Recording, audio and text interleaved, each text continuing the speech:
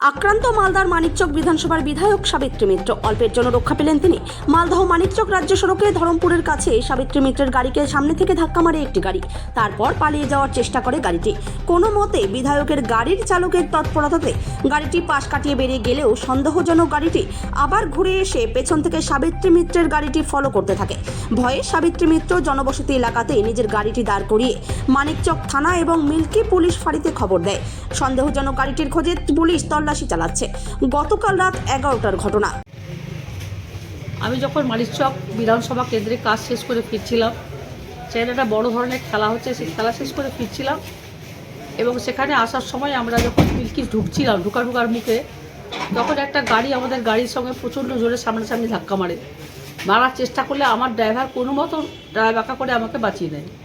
তারপরে আমরা সোজা চলে আসি। তারপরে দ্বিতীয়বার আবার দেখি সেই গাড়িটা আমার সামনে। আইসিকে আমরা ফোন করেছি, আইসি সাহেবের সামনেও গাড়ি যাচ্ছে না, আমার সামনে আবার সেই গাড়ি। আমি যেখানে ওরা গাড়ি স্লো করছে এবং আমাকে ওরা প্রাণে মারার মানে একটা পরিকল্পনা তারা নিয়েছিল এবং আমার গাড়ির সঙ্গে ওরা স্লো করছে, যেটা আমাকে প্রথম ধাক্কা মেরেছিল। আমি ভেবেছি হয়তো কোনো রকম হতে পারে, চলে গেছে, কিন্তু সেটা হয়নি। এবং আমার প্রাণটা সংশয়ের মধ্যে, মানে আমার প্রাণটা নিয়ে আমি এখন ভাবছিলাম যে আজকে একটা ইনসিডেন্ট ঘটতো। এটা আমার মাথায় আছে আমার 40 বছর অভিজ্ঞতা থেকে। আজকে আমি যেটা বুঝলাম যে ওরা অনেক বেশি ট্রেন ছিল, আমার সিকিউরিটি ছিল।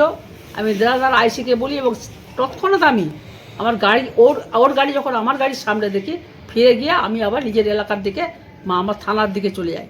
এবং আমাদের আইসি, নীলবাজার আইসি, আমাদের এসপি সাহেব সবাই মিলে তৎপরতার সঙ্গে আমাকে ওনারা করে বার করে দিয়েছেন। আমি বাড়িতে আছি, কিন্তু এখন অবধি গাড়িটাকে ওরা খোঁজাখুঁজি করছে।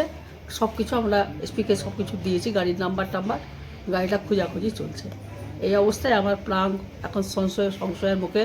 এবং আমার এতটা আমি অভিজ্ঞতামূলক কাজ করি, এত রাত 10টা 12টা 1টায় বাড়িতে আসি, এরকম জীবনে আমার হয়নি।